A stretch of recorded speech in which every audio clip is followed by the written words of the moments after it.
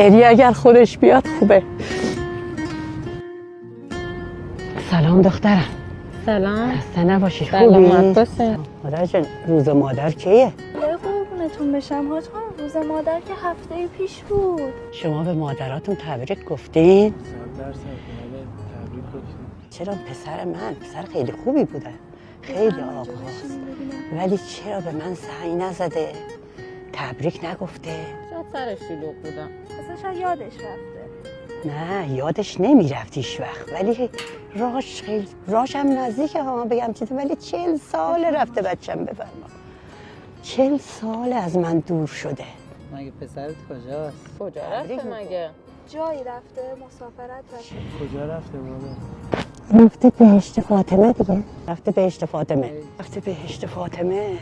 پسرتون شهید شده؟ بله. خدا رحمتش کنه. ببین چه آقاییه. یه وقتا اینقدر که مثلا حال ندار بشم اینا، میاد میگه که پاشو بریم یه دکتر دارم میخوام ببرم پیشش. میاد بخوابم، میاد مثلا یه گرفتاری دارم، میاد قشنگ طرف راستم وای میسه نفس کشیدنش احساس میکنم. به بچه‌ها میگم این ویدیو رو تقدیم میکنیم به تمام مادرای شهدا، علل خصوص مادر شهید ولی الله محمدی. مادر جان روزت مبارک باشه.